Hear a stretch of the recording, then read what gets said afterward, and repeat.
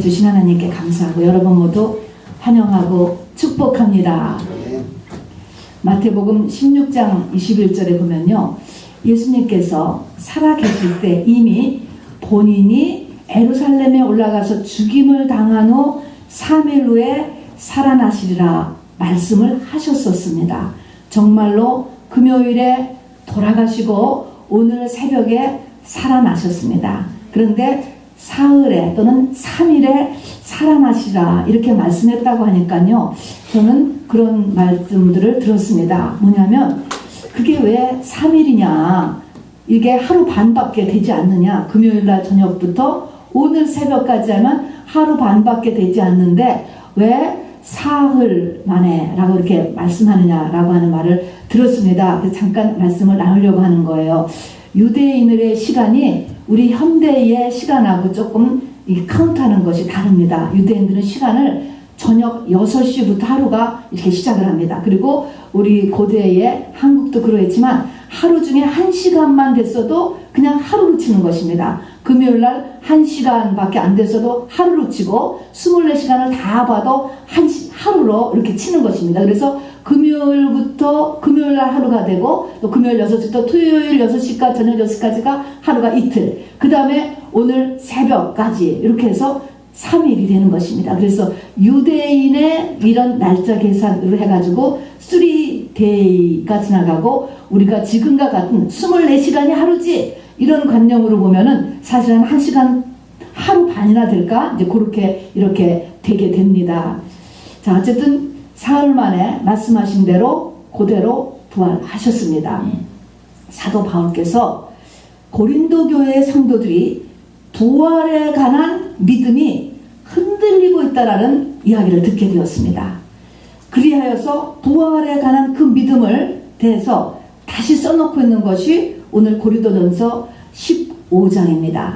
자, 그런데 이 부활에 관한 믿음이 흔들렸다 또는 약하다라고 하는 것은 믿음 전체가 다 약한 것이고 믿음 전체가 다 흔들리는 것과 같습니다. 그래서 사도 바울께서 그냥 아주 그냥 불이 나게 고린도 15장에 보면 1절부터 58절까지 이 부활에 관한 모든 것이 다 써 있습니다. 그래서 고린도 15장을 부활장이라고도 이렇게 이야기하면서도 고린도 15장은 기독교의 교리 가운데서도 핵심을 나타내고 있는 아주 중요한 장이 됩니다. 그래서 오늘은 이 부활에 관한 모든 것을 쓰고 있는 고린도전서 15장을 이 부활절을 맞이하여서 같이 나누는데, 그래서 어떤 면에서 보면요, 오늘은 설교라기보다는 이렇게 성경 공부 같은 거예요. 그래서 조금 많고 무겁지만 여러분들이 지금쯤은 이 말씀을 다 받으실 수 있을 것으로 보입니다. 그래서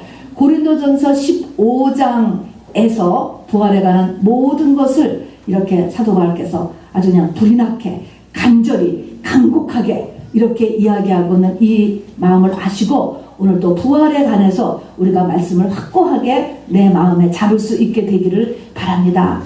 사도행전에 보면 말입니다. 이제 12제자 중에 한 자리가 비었잖아요. 그래서 그 한 자리를 다시 채우기 위하여서 이제 제자를 뽑는데 조건이 뭐냐면 예수의 죽으심과 부활을 증거할 수 있는 사람, 이게 제자라는 것입니다. 예수의 죽으심과 부활을 우리가 증거할 수 있어야 예수님의 제자의 반열에 들어간다는 것입니다. 자, 여기까지 말씀에서도 과연 나는 예수 그리스도의 죽으심 그리고 예수님의 부활에 관해서 증거할 수 있는가? 나는 이것이 약해지진 않았는가? 한번 점검해 보시기 바랍니다. 자, 예수 그리스도의 죽으심이 흩어져도 이게 문제고, 반면에 예수 그리스도의 죽으심은 알지만 부활이 약해져도 이거 똑같이 전체가 흔들린다고 이야기하는 것입니다. 여기 보면 바로 모든 것이 다 헛되게 된다. 이 부활 신앙이 나한테 꽉 잡혀있지 않으면 모든 것이 다 헛것이 된다라는 것입니다. 그리스도 안에서의 헌신과 모든 섬김과 또 경건과 또 이 땅에서의 크리스천의 삶 자체가 가장 불쌍한 자가 되고 망하는 것이 되고 헛것이 된다라고 했으니까 이 부활에 관한 이 믿음이 얼마나 중요한가라는 것을 우리가 꼭 알아두시기 바랍니다. 자, 그런데 이 부활이 왜 이 부활 신앙이 이 고린도 성도들 이렇게 약해졌는가라는 거예요. 우선 그것들 제가 먼저 15장 시작했으니까 한번 좀 보겠습니다. 왜 이 부활의 신앙이 약해졌느냐라고 하면요, 너희가 만일 나의 전한 그 말을 굳게 지키고 헛되이 믿지 아니하였으면 이로 말미암아 구원을 얻으리라 그랬습니다. 하나님의 말씀을 고린도 교회 성도들이 언제부턴가 헛되이 받았다라는 것입니다. 헛되이 받았다라고 하는 것은 한 귀로 듣고 한 귀로 흘린다라는 것입니다. 한 귀로 듣고 한 귀로 흘리는 것이 점차 쌓여지면 이렇게 신앙이 흔들리기 시작했다는 것입니다. 그래서 이렇게 지금도 네가 이 말씀을 받고 그것을 굳게 그것을 굳게 붙잡아야 바로 네가 구원이 이루어지고 네 삶이 선다는 거야. 이 땅에서 이렇게 서게 된다라고 이야기하는 것입니다. 자, 그래서 이 시간에도 하나님의 말씀을 한 귀로 듣고 한 귀로 흘리는 이런 사단에 넘어가지 마시고 말씀을 깨어서 받고 또 이 말씀을 굳게 내가 붙잡는, 그리하여서 내가 이 땅에서도 쓰고 그리고 내 구원이 이루어가는 오늘 되시기를 바랍니다. 네. 자, 오늘 보니까 이제 15장 부활에 관한 모든 것이라 그랬습니다. 고린도서 15장인데 15장 1절을 이렇게 시작합니다. 형제들아, 내가 너희에게 전한 복음을 너희로 알게 하노니 그랬습니다. 내가 너희에게 전한 복음에서부터 시작을 하는 것입니다.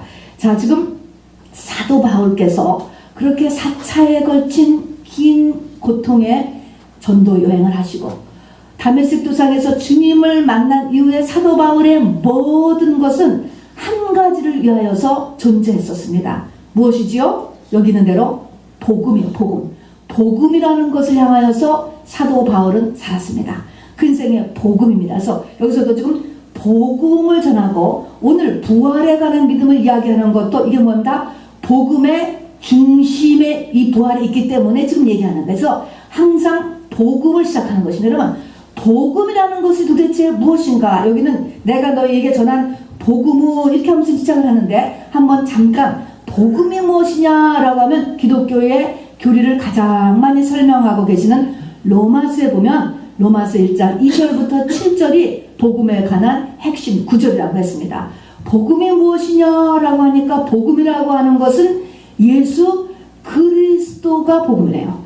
예수 그리스도 우리에게 주신 것, 예수 그리스도가 이 땅에 오신 것, 하여간 예수 그리스도가 복음이에요. 복음이 무엇이냐? 영어로는 복음이 굿뉴스, 기쁜 소식이라는 것인데 그 복음이라는 것은 예수 그리스도예요. 그런데 그걸로 끝나는 것이 아니고 그 다음에 예수 그리스도의 은혜와 능력으로 인하여서 나도 똑같이 예수 그리스도가 되는 것, 여기까지가 복음이에요. 그러니까 주님이 오시는 것, 이 땅에 오시는 것, 그 다음에 나도 믿어 순종케 하여서 그리스도가 되는 것, 이것이 영생이죠. 이게 다 요거까지가 복음의 구조가 되는 것입니다, 여러분. 자, 그래서 이렇게 복음의 구조가 되는데, 그러니까 결국은 예수 그리스도인 거예요, 그죠? 근데 그 예수 그리스도가 이제 로마서 1장 2절에는 어떻게 쓰였냐면 예수 그리스도가 구약의 모든 선지자들을 통하여서 예수 그리스도에 대해서 예언을 하나님이 해놓으셨고, 첫 번째,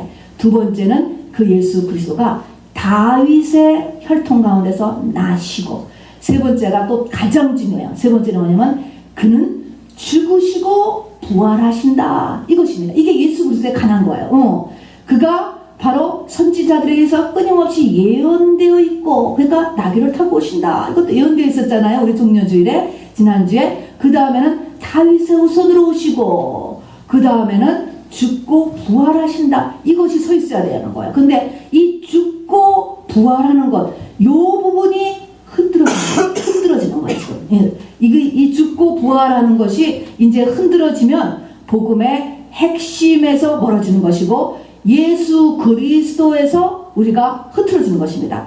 복음은 예수 그리스도라니까요, 이렇게. 자, 그래서 이렇게 죽고 부활하신 이것이 복음의 가운데로구나. 다시 말하면 십자가와 부활, 이것이 복음의 가운데로구나, 우리 신앙생활의 가운데로구나 라는 것을 알아주시기 바랍니다. 그러니까 십자가가 없어도 믿음의 근본에서 흔들리고, 부활에 관한 믿음이 약해져도 믿음의 근본에서 흩어지게 된다라고 하는 것이죠. 자, 그러면 이제 봅시다. 부활의 의미. 여러분, 부활이 도대체 왜 일어났을까? 그러면은 복음의 핵심이 부활인데, 또 부활을 더 반을 쪼개보면 십자가와 부활이에요. 그죠? 그러면 복음이라는 것이 있는데, 이 복음의 가운데 코어를 하는 것이 부활이란 말입니다. 근데 이 부활은 도대체 무엇일까? 무엇 때문에 부활이 있을까? 무엇에 대해서 일어난 일일까? 하나님께서 무엇 때문에 이 부활이라는 것을 일으키셨을까? 라는 것을 여러분 한마디로 한다면 무엇일까 한번 생각해 보시기 바랍니다. 도대체 부활이 왜 일어났냐고, 부활이 왜 일어났는가 라는 것입니다. 그러면 이렇게 한번 여러분 생각해 보세요. 여러분, 인간의 가장 큰 문제가 무엇일 것 같습니까? 사람의 가장 큰 문제, 렌트값 내는 거, 결혼하는 거, 외모, 여러분, 내 자녀가 정말 세상에서 번듯하게 쓰는 거, 무엇일 거라고 생각합니까? 잘 생각하면 인간의 가장 큰 문제는 죽음입니다. 여러분. 죽음이라는 거예요. 죽음. 이것을 이슈로 깨닫는 사람, 성령에 의한 거예요, 여러분. 그리고 이 죽음이라는 문제가 한번 실질적으로 나한테 부닥쳐야, 여러분, 이게 성숙한 사람이에요. 사실은요. 성령께서 그 죽음을 느끼게 인도하세요.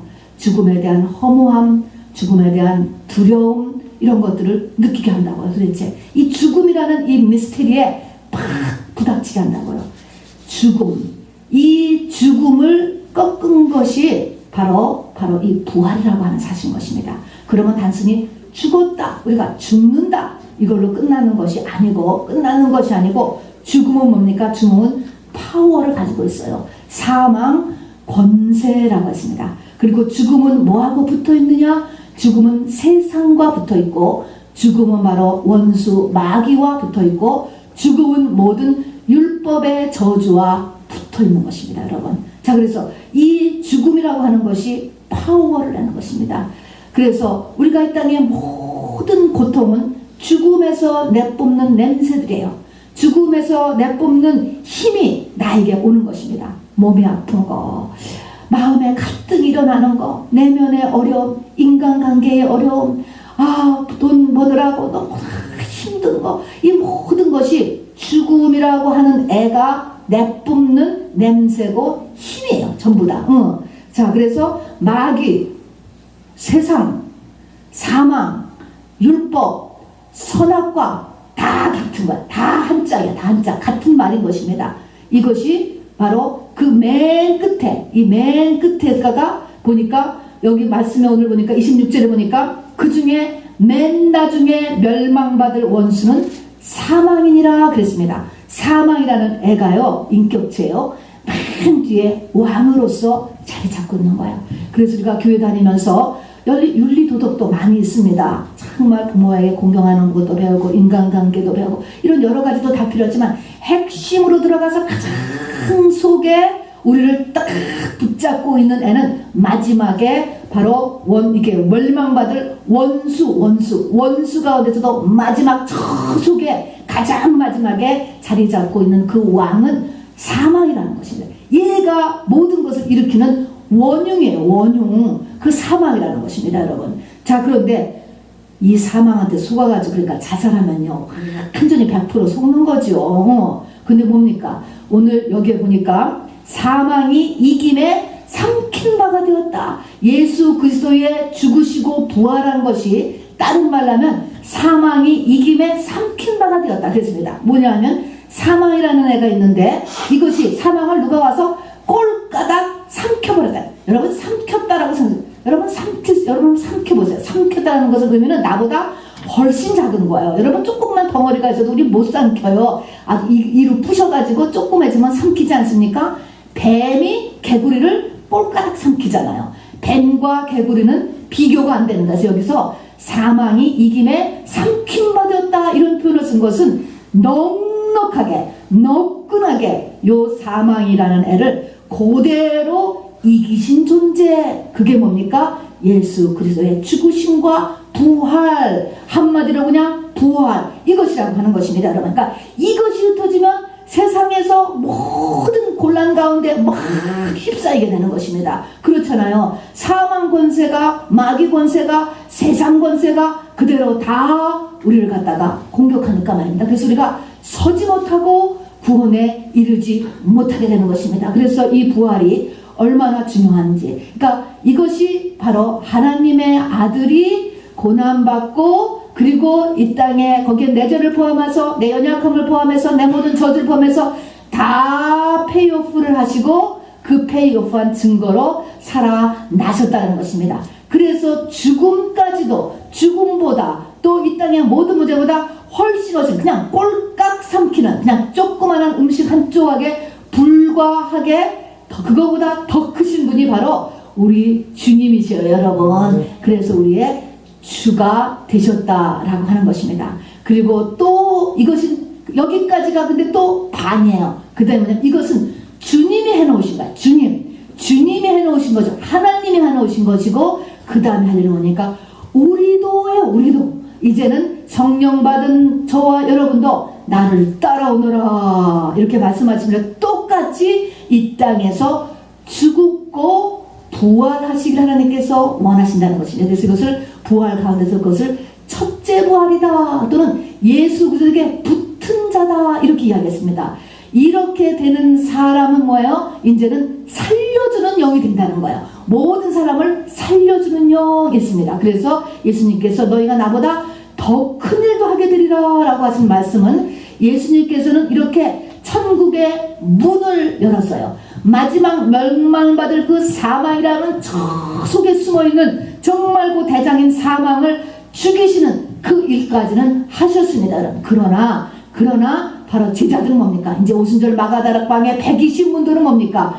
온 세계에 복음을 전파하는 일을 하지 않습니까? 우리도 똑같이 이제 해야 될 것은 똑같이 나를 따라오너라 한 것처럼 주님과 같이 가서 똑같이 죽고 살아서 부활하는 거예요. 첫째 부활하여서 바로 우리도 이제는 주님보다 더 큰 일을 하는 그런 살려주는 영이 되는 데까지 가는 것이 바로 우리가 오늘 설교를 듣는 목적이 되겠습니다. 자, 그래서 바로 우리가 가는 그곳이 어디냐? 이제 주님께서는요, 부활하신 다음에 그냥 올라가시고 그냥 다시 살아서 그냥 계신 것이 아니고, 다시 살은 다음에 이 땅에서 그냥 금방 올라가시지 않고 며칠 동안 더 계셨죠? 40일 동안 부활시로 보셨어요. 그것이 부활에 대한 모형이 되고 우리도 똑같이 그렇게 되는 것입니다. 그럴 뿐만 아니라 왜 40일 동안 계셨냐? 거기서 이제 오순절 마가의 다락방에서 120문도를 준비시킨 것입니다, 여러분. 자, 그래서 왜 중요하냐면 부활에 대한 것을 확증을 해야 돼요, 여러분. 십자가와 부활을 확증해야 이제 마가의 다락방에 120문도로 거듭날 수 있는 거예요. 이제 정말로 극한 고난이 다가오는 것입니다, 여러분. 다가와요. 나의 가장 연약한 부분, 나의 가장 속가지를 건드리는 일이 일어나 죽여야 되니까. 그래서 사복음서의 맨 끝 요한복음에 보면 어떻습니까? 12제자, 11제자죠. 11제자 중에 7제자가 우리 고기 잡으러 갑니다. 다 봤어요. 다 포기한 데까지 간 것입니다, 여러분. 이게 뭡니까? 이것을 다 알매도 불구하고 바닥에 떨어지는 거예요. 나의 가장 약한 부분이 건드려지는 것, 이게 십자가의 죽음이 오는 거예요, 여러분. 믿음이 약해서 오는 것이 아닙니다, 여러분. 이럴 때 정말 내가 다 하는 이런 지경에까지 나를 이끌어 갈 때 그래도 나를 붙잡고 있는 것이 있어야 돼요. 십자가와 부활인 것입니다, 여러분. 부활신앙인 것입니다. 이것을 넣어주기 위해서 주님이 40일 동안 이 땅에 계셨던 것입니다, 여러분. 그래서 제자들을 만나고 또 만나고 대화를 나누고 음식을 나누고 하면서 살아계신 그분을 보여주셨습니다, 여러분. 그분을 보니까 참 이상하죠. 죽었다가 다시 사셨는데 바로 살과 뼈가 있는 것입니다. 여러분, 우리 부활, 천국, 이것은요 허공에 뜬 이야기가 아니에요. 우리가 저렇게 환상을 보듯이 그런 영계만 있는 것이 아니에요. 천국이라고 하는 것은 우리의 땅과 하늘이 연합된 세계인 것입니다. 영의 세계이면서도 동시에 바로 오감으로 감각되어지는 세계예요. 이게 그러니까 아주 실질적인 것이 천국인 것입니다. 그래서 이것이 천년 왕국으로 해서 예수님께서 잠깐 보여주셨어요. 그러니까 예수님을 다 알아봤다니까요. 다 그래서 예수님이 계시면서 더서 드시기도 하고 걷기도 하는데 보니까 이상한 게 있죠. 500명 문도에게 뜻시에 나타나기도 하고 그 다음에는 벽에 문으로 들어오지 않고 그냥 슉 벽을 통과해서 들어오시고 또 저 바깥에 계시면서 여기서 제자들이 한 얘기를 그냥 다 알아들어 버리시고 이렇게 시 공간을 초월하는 부활체의 모습을 우리에게 이렇게 보여주셨습니다. 그래서 제자들에게 확실하게 이걸 넣어주셔야만 그걸 그냥 내가 체험적으로 이 부활이 있어야만 우리가 그리스도 안에서 죽을 수가 있어요. 여러분 이제 그런 어려움이 그만큼의 어려움이 우리 가운데 다가와요. 여러분 다 다가오는 건 아니죠. 제자 후보에게 신부 후보에게 살려주는 영이 될 사람에게는 그렇게 다가온다는 것입니다. 이 고난을 견디려면 뭐가 필요합니까? 부활신앙 꽉 붙잡아야 것입니다. 꽉 붙잡아야 돼요. 이것이 흩어지면 끝까지 못 가요. 여러분 자서 꽉 붙잡는 오늘이 되시기를 바랍니다. 성경에 보면요 예수님께서 하나님께서죠 애굽을 탈출할 때 이스라엘 백성들에게 가나안을 가라라고 이야기했어요. 젖과 꿀이는 가나안이었어요. 목적지가 있었다는 것입니다. 가나안. 그 다음에 왕정에 들어가서는 이스라엘 사람들에게 말입니다. 내가 너에게 새 영을 준다. 뭔가 특별한 것이 있는 거예요. 우리에게 새 영을 주신다. 그 다음에 가나안을 준다 그랬어요. 이렇게 목적이 있다는 것입니다. 또 성경에 보면은 농부가 나와요. 또 포도원 주인이 나와요. 또 장사하라고 비즈니스를 하라고 놓고 가는 비즈니스맨이 나와요. 또 왕이 먼 곳을 가면서 뭐 달란트 비유 또 문화 비유 같은 또 주인이 나와요. 그런데 다 이 사람들의 목적이 이 사람들의 그 성경이 이야기한 내용을 쭉 보면은 뭔가 목적이 있다는 거야. 내놓으라는 거야. 농부를 내면 열매를 내놓고 달란트에서도 바로 달란트를 이 땅에서 비즈니스를 해서 남겨놔야 되고 포도원도 열매를 거둬야 되는 것이고 이렇게 결과를 기대한다는 것입니다. 하나님이 우리의 삶에서도 기대하는 것이라는 거예요. 영적으로 기대하는 것. 우리 보고 돈 많이 벌어라. 그걸 수도 있겠지. 부차적으로는. 또 이 땅에서 정말로는 건강해라. 자녀를 잘 키워라. 그런 거 아닌 하나님이 우리에게 원하는 게 확실한 성경의 신구약 천지를 통해서 요구하는 입장. 나를 이 땅에 태어나셨을 때 요구하는 것들이 있다는 것입니다. 우리를 미국 땅까지 인도하셨을 때 또 이 자리까지 오게 하셨을 때 요구하는 것이 있다라고 하는 것입니다. 가나안, 새영, 열매 다 똑같은 것이에요. 무엇일까요? 아까 얘기한 것처럼 똑같이 우리가 첫째 부활에 참가하는 것. 내가 인생의 오순절을 맞는 것 똑같은 거예요. 부활에 나도 똑같이 참가해야 된다라고 하는 이것인 것입니다. 그런데 많은 숫자가 예수 그리스도를 믿으면서도 교회를 나가도 성경에 보니까 거기까지 가지 못했어요.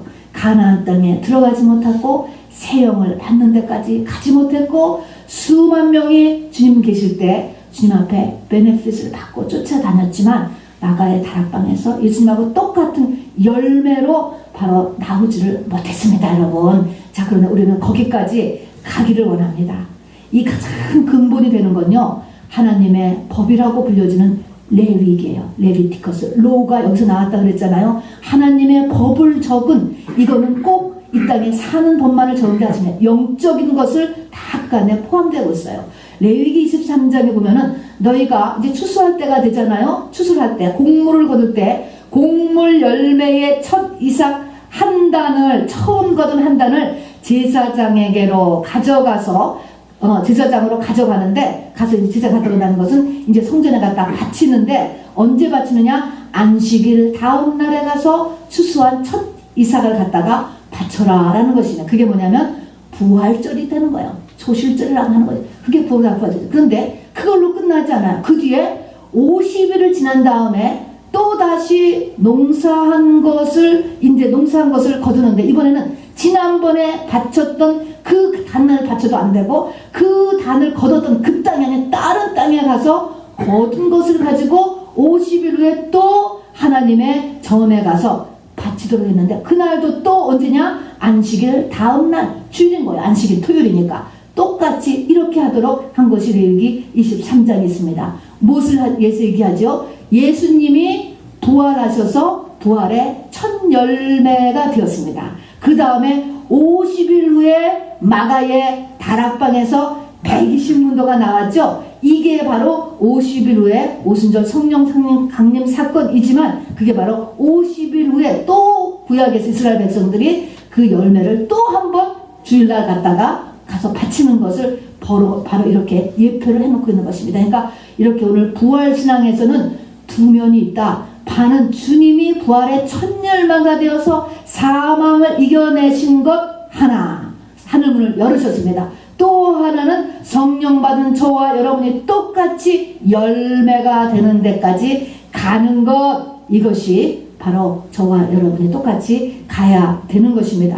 그래서 근데 아까도 얘기했지만 여기까지 가는데 거기까지 가야 되는데 이후에 나도 또 내가도 가야 되는데 이까지 가는 거에 우리가 꼭 붙잡고 있어야 될 것이 40일 동안 예수님이 이 땅에서 제자들하고 같이 살으신 것처럼 바로 이 부활신앙을 주님이 정말 부활하셨어, 죽으셨던 분이 다시 살아나셨어 라고 이렇게 한 그것을 갖다가 확실하게 우리 속에 붙잡고 있어야 된다는 것입니다. 안 그러면 우리가 가장 불쌍한 자가 된다는 거예요. 예수 믿고 사는 것, 저와 여러분이 가장 불쌍한 자가 될 뿐만이 아니라 모든 것이 다 헛것이다 라고 이렇게 이야기했습니다. 자, 그래서 이 부활신앙 회복을 위해서 사도 바울께서 이제 힘쓰고 애쓰고 이 성도들에게 이 부활신앙에 대해서 막 설명을 해주시는 건데 첫 번째 무슨 얘기를 하시느냐 하면은 정말 우리하고 비슷한 것 같아요.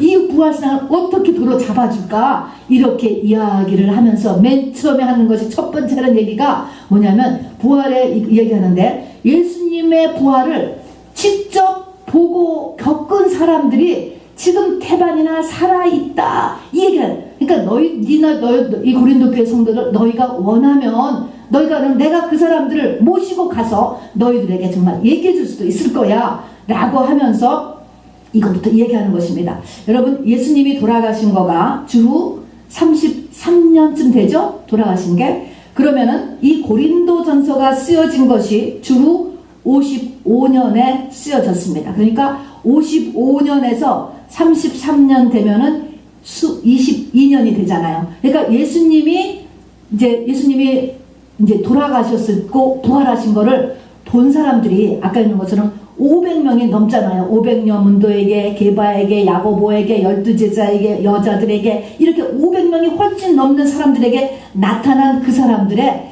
대부분이 살아있다. 22년이 지난 지금 살아있다는 것입니다. 그때 예수님 부활하신 주님이 하고 내가 같이 얘기했는데 만난 적이 있는데 그런 사람들이 살아있으니까 고린도 교회 성도들에게 그 사람을 만나게 해주겠다 이렇게 이야기하는 거예요. 자, 그래서 이 부활신앙을 전해주기 위해서는 우리가 가끔은 이렇게 간증 집회라든가 이렇게 그냥 이렇게 확고하게 피부에 와닿는 것, 막 질병이 뭐 낫다던가 이런 것도 이 부활의 권능으로 말입니다. 이것도 필요한 것입니다. 그래서 이렇게 그냥 실질적으로 이렇게 몸에 와닿는 거 그렇게 해주겠다라고 처음에 이야기를 했습니다. 이렇게 한 다음에서 이제 부활에 대해서 설명을 하는데, 여러분 부활에 대해서 이렇게 이야기를 하면 말입니다. 우리의 삶 가운데서도요, 죽었다가 살아난 사람이 가끔 있지 않습니까? 예수 안 믿는데도 말입니다. 죽었다가 살아나서 그냥 이거는 기독교 아닌데서도 분명히 심장이 멎었고 했다고 했는데 또 살아났다 이런 사람들이 가끔 일어나요. 여러분 그거는 부활의 권능도 아니고 뭐냐? 여러분 그런 것은 성경에서는 그거를 부활이라고 이야기하지 않아요. 그거는 소생이다, 환생이다 이렇게 얘기를 하지만 그거를 부활이라고 이야기하는 것이 아니고 뭐가 다르냐면은 그렇게 한 사람들은 그 다시 살아났어도 그 육체가 전하고 똑같아요. 그 모습이 똑같단 말입니다. 그런데 성경에서 말하는 부활, 예수님이 말씀하시는 부활은 첫 번째가 뭐가 달라지느냐? 내 육체가 분명히 육이에요. 알아봐요. 이게 누군가 알아보지만 이 육체가 바로 흙으로 된 것이 아니고 신령한 몸. 여러분 아프지 않고 쇠하지 않고 썩지 않고 그리고 영원히 존재하는 그런 채로 우리의 몸이 부활한대. 여러분, 이것은 겪지 않았기 때문에 우리가 알 수가 없어. 예수님이 살아계실 때 있다면 그 부활체가 어떤지 알겠는데 우리는 알 수 없는데, 그거는 뭐예요? 육의 몸이 아니고 영의 몸이래. 신령한 몸이래요. 그냥 알아두시면 되겠습니다. 그래서 이것은 우리가 하나님이 원래 우리를 창조하셨던 그 모습대로 변화되는 것입니다. 우리는 죄된 세상에 살기 때문에 어느 때 우리가 자라면서 이런데 흉터가 나기도 하고 또 장애가 일어나기도 하고 또 먹지 못하면 제대로 크지 못하는 경우도 있고 이렇게 또 얼굴 모습도 더 고통으로 이렇게 이그러질 수도 있고, 그런데 그때의 부활은 하나님이 만드신 그대로 돼서 모든 사람이 다 너무너무 아름다운 모습으로 여러분 다 변화됩니다. 여러분, 정말 주님이 다시 오신 다음에 가장 제일 먼저 좌업을 이루실 분들은 성형외과 의사인 것 같아요. 여러분, 절대로 그들은 고칠 일이 없게 되는 거예요. 그래서 완전하게 이렇게 우리의 원래 하나님 창조된 그 모습대로 완전하게 우리가 부활하는 신령한 몸이다. 그런데 예수님께서 죽었다가 살린 나사로라든가 야이로의 딸이라든가 또 나인성 과부의 아들이라든가 이런 사람들은요, 그냥 부활의 권능으로 주님이 사망 권세를 능히 이기신, 삼켜버리신 분이니까 그냥 원하시면 죽은 자 벌떡 일으킨 그것이지 그것을 부활이라고 하지 않는 거예요. 그 사람들은 살아났어도 몸이 똑같았어요. 그래서 또 아프고 그리고 결국은 또 죽었지요. 그것이 아니고 이제 우리가 부활하게 되면 우리는 죽지 않게 되는 것입니다. 영원히 존재해요. 여러분, 영원히 존재할 뿐만 아니라 아프지 않아요. 여기저기 아프지도 않고 상하지도 않고, 그리고 여러분 아름다워요. 100% 아름다운 모습으로 우리가 부활하게 됩니다. 자, 그런데 이 부활은 이제 본론입니다. 그러니까 이 너희들이 지금 죽었다 깨난 사람하고 다른 거야. 또 예수님이 살리셨던 그 사람들하고도 다른 거야. 너든 너지만 전혀 다른 사람으로 나오는 것이 부활이다. 그리고 이제는 죽지 않고 영원히 존재한다 라고 이제 이렇게 말씀을 하시면서 이 부활을 설명하기 위해서 사도 바울께서는 씨를 갖다가 예를 드는 거예요. 씨. 여러분, 여러 가지 씨가 있습니다. 배추씨인지 무씨인지 뭐 소박씨인지 그냥 씨를 갖다 놓으면 뭔지 하나도 모르겠어요. 다 비슷비슷하고 볼품도 하나도 없어. 다 씨인데 그 씨를 만일에 땅에다가 심으면 그 씨가 지금 무엇을 가지고 있죠? 자기 속에 형체를 가지고 있는 거예요. 수박씨는 나중에 시간이 지나면 수박이 되고 푸짐한 배추가 나오고 또 거기서 고추가 열리고 다 다르잖아요. 그 형체를 속에 가지고 있는데 그 씨가 그 형체가 나기 위해서는 조건이 있잖아요. 땅 속에 묻혀져 가지고 그 씨가 그 속에 있는 것이 땅 속에서 다 죽어야지 완전히 이 껍데기만 남고 그 씨가 다 없어지는 거 아세요? 씨가 그게 다 죽어야 거기서 싹이 올라와요. 여러분, 그 씨가 흙에서요, 그 단단한 흙을 뚫고 싹 올라오는 거 여러분 굉장하지 않습니까? 저는 봄되면 그 힘이 굉장한, 어떻게 이 두꺼운 흙을 뚫고 싹이 나오는지 이게 부활의 권능 중에 하나인 것입니다. 여러분, 어찌든지 간에 사람이 죽을 때 똑같다는 것입니다. 사람이 정말 저 세미터리에 가면 묘지에 사람을 다 묻잖아요. 그 묻는 모습을 하나님은 뭐로 보시느냐? 씨를 묻는 거하고 똑같이 씨로 보는 거야. 겉으로 보면 똑같은 사람이야. 그냥 다 비슷해. 다 그냥 돌아가셨어. 다 돌아가셨지만 영으로 보면 그 안에 부활의 형체를 다 갖고 지금 묻힌다라고 하는 사실인 것입니다. 그러면서 바로 이 부활 십자가와 부활을 설명할 때 또 하나 설명하는 것은, 내가 오순절 마가다락방에서 그렇게 예수님같이 부활하기 위해서는 내가 살아서 나의 겉사람 나라고 하는 존재가 완전히 죽게 되면 내 안에 그리스도가 살게 되죠. 이게 부활인 것이 바로 이 씨가 땅 속에 떨어져서 그 뜨거운 공기 속에서 그 씨에 속에 있는 것이 다 없어져 버리는 것을 십자가의 도로 설명을 하셨고, 또 그러나 그렇게 하고 나면 이것이 부활, 이것이 그 씨가 형체를 드러나기 시작을 하는 것, 그 형체를 똑같이 우리가 부활한 후에 우리의 모습으로 나타냈는데, 바로 이제는 보니까 씨뿐만이 아닌 거예요. 이 부활체를 보니까 씨에도 여러 종류의 씨가 있지만 씨뿐만이 아니에요. 물고기, 짐승이라 할지라도 여러 종류의 짐승이 있고, 물고기라 할지라도 여러 종류의 물고기가 있어요. 정말 피식하게 한 번 봐도 저는 물고기가 왜 이렇게 많은가, 또 짐승도 얼마나 종류가 많은가, 곤충도 얼마나 많은가, 새도 얼마나 많은가. 하늘을 봐, 그러면 땅 위에, 공중에, 하늘을 봐, 하늘에는 해와 달과 별이 있어. 그런데 다 다르다는 거야. 왜 그렇게 많아? 왜 그렇게 많으냐? 여러분, 우리 부활 후에 우리의 삶이 천차만별의 계급사회라는 것입니다. 여러분, 이거를 이야기하는 거예요. 그러니까 땅을 보면 땅 위에 있는 것, 정말 식물의 종류도 너무 많고, 바다를 보면 바닷속도 별개 다 있고, 공중을 보면 공중에도 별개 다 있고, 하늘을 보니 하늘에도 별개 다 있고.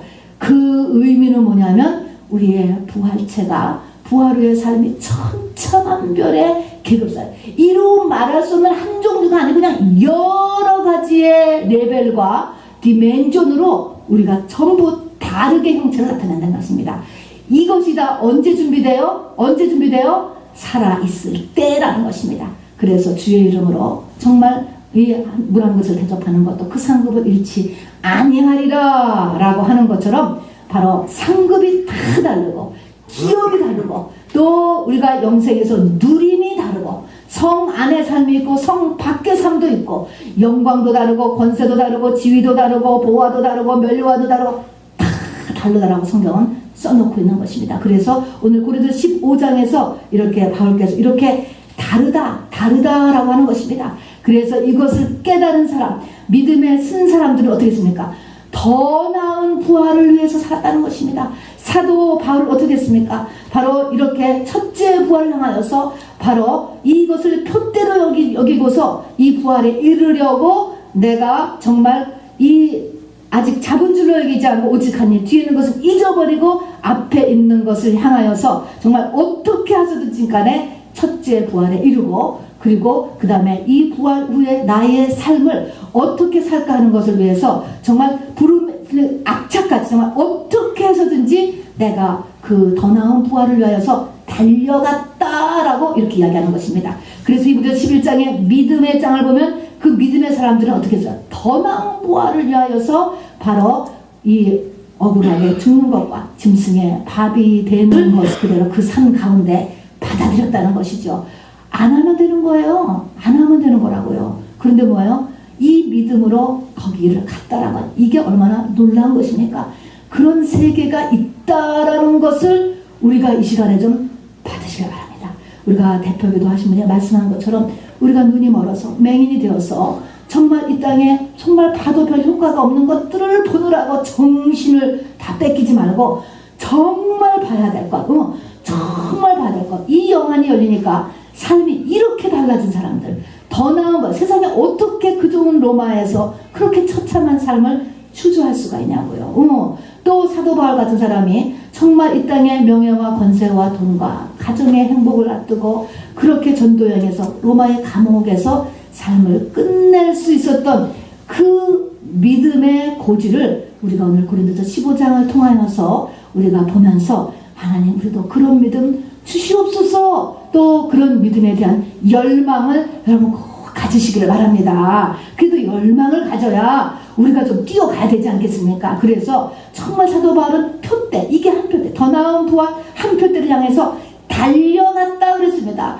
세월을 아끼라 이야기했습니다, 여러분. 그래서 세월을 아껴서 우리가 이 표대를 향하여서 달려갈 수 있게 되기를 바랍니다. 자, 이제 이것은 우리가 해야 되는 저 나의 영혼의 이 주님의 죽으심으로 인하여서 나도 똑같이 그런 열매가 되기 위해서, 그 열매가 되기 위해서 오순절을 통과하기 위해서 우리가 지금 이런 믿음을 가지고 달려가야 된다. 요거를 이제 봤고요. 그 다음에 그러나 이 부활신앙에서 우리가 한 가지 더 알아듣겠습니다. 예수님께서 이미 부활을 하셨잖아요. 마지막에 멸망받은 원수는 사망이라 하면서 꼴깍 그냥 쉽게 그냥 먹어버리셨다. 이거는 그냥 쉽게라는 말은 제가 조금 어폐가는 것 같고요. 훨씬 더 크신 분이다라는 것이죠, 우리 예수님이. 그래서 이렇게 사망 권세, 마귀 권세, 세상 권세, 율법의 권세, 선악의 권세 다 이기신 그 부활의 권능이 똑같이 역사한다는 것입니다. 사망에 권세가 있고 냄새가 풍기듯이 부활도 냄새가 있고 권세를 풍기고 있습니다.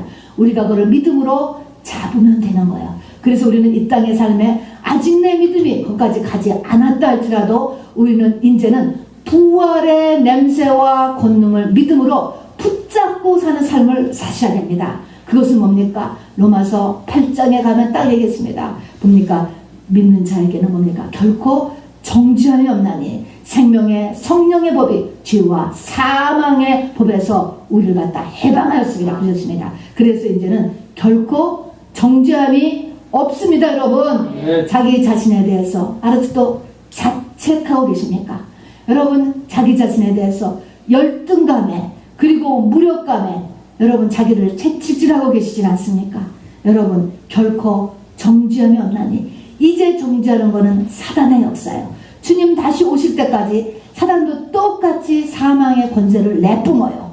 이는 이미 끊어졌는데 끝났는데도 불구하고 내뿜고 있다. 믿음으로 바치지 않는 똑같이 사망의 냄새와 이 사망의 권세가 역사합니다. 그러나 이미 2000년 전에 이제는 사망을 삼켜버리신 이 부활의 냄새와 부활의 권세도 똑같이 역사하는 것입니다.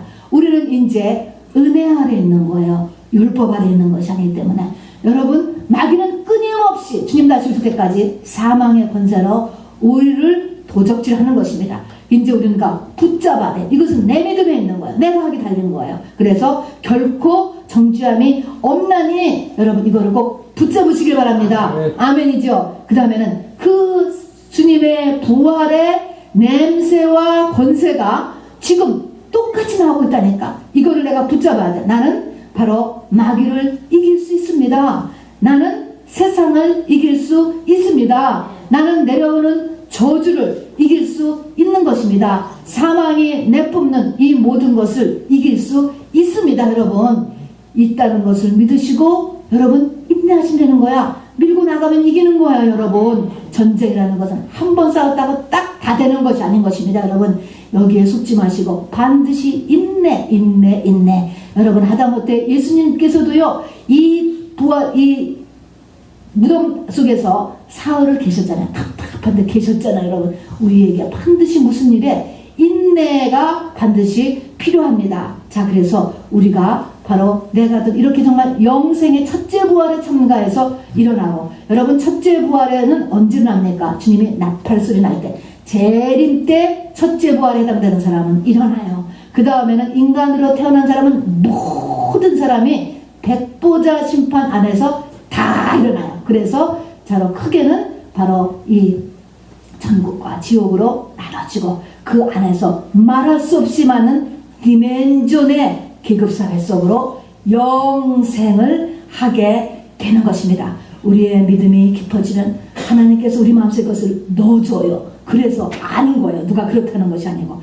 그래서 주님 앞에 우리가 드려지게 되는 것이죠. 그래서 여기 고린도전서 15장의 맨 끝이 어떻게 됩니까? 그러므로 내 사랑하는 형제들아, 경고하며 흔들리지 말며 항상 주의 일에 더욱 힘쓰는 자들이 되라. 이는 너희 수고가 주 안에서 헛되지 않은 줄을 알림이니라. 더 나은 부활을 준비를 하라는 것이죠. 그리고 58장 바로 맨 위에 점은 뭡니까? 바로 그 위에 파트는 사망아 너희 이기는 것이 어디 있느냐? 사망아 너의 쏘는 것이 어디 있느냐? 사망에 쏘는 것은 죄요 죄의 권능은 율법이라. 우리 주 예수 그리스도로 말미암아 우리에게 이김을 주신 하나님께 감사하니 지금은 보혜사 성령으로 우리 주님이 와 계세요. 와 계십니다. 여러분, 그 주님은 바로 나에게 이미 성령을 줬어요. 내 안에 계신 그 주님 다음에 내가 의지로 붙잡을 그 보혜사 성령으로 인하여서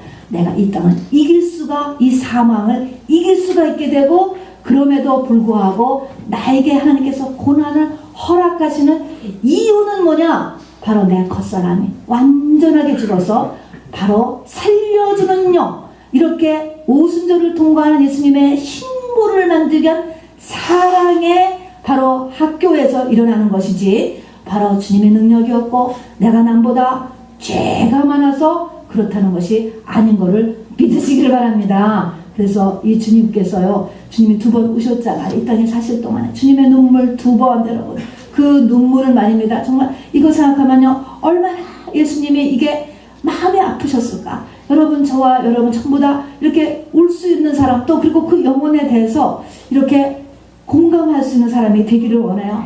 이 땅에 고난들 때문에 오셨어요. 언제 오셨냐면 한 번은 나사로가 죽었어요. 그런데 그 나사로하고 누이 동생 둘이 같이 살았잖아요. 마르다와 마리아. 엮이는 가정이에요. 나사로, 마르다, 마리아. 요즘 하면 엮이는 가정이죠. 참 이런 가정을 예수님이 참 사랑하는 가정이라고 그랬어요. 그리고 가는 때마다 꼭 들리셨던 가정이 이 가정이었어요. 근데 이 가정에서 그 믿고 살던 오빠가 죽었잖아요. 그러니까 이것을 보고 마르다가 막 이제 컴플레인을 하고 한탄하는 것에 대해서 예수님이 우셨어.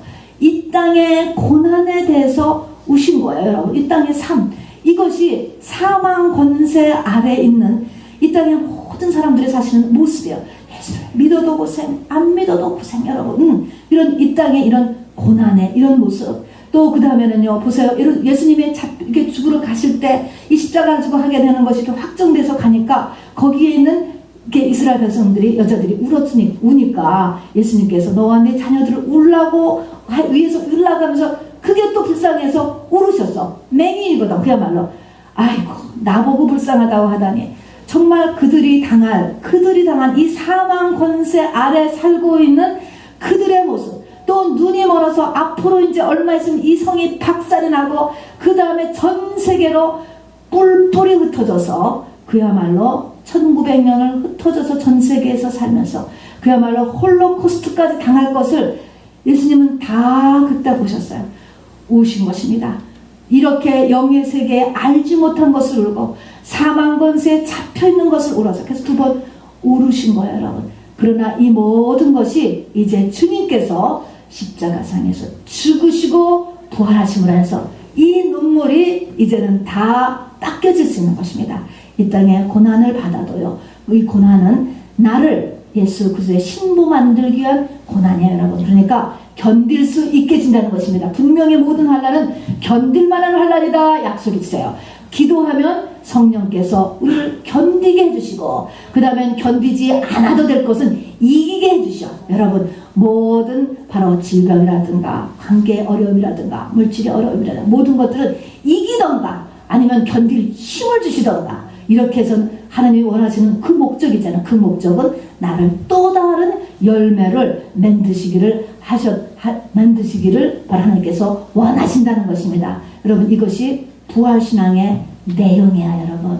자, 우리 부활신앙의 내용들 여러분이 반드시 나 자신에게 이렇게 적용하면서 지금도 우리의 닫혀진 눈, 닫혀진 귀, 닫혀진 마음, 이런 가운데서 그래도 이 나에게 하나님 무엇을 원하시는가, 내 생애를 어디로 끌고 가고 계시는가 라는 것을 잘 생각하여서 사망 권세 이기신 그 주님의 능력으로 살고, 또 주님 앞에 기도함으로 그 성령에 힘입어서 견뎌내는 저와 여러분 되기를 주님의 이름으로 축원합니다.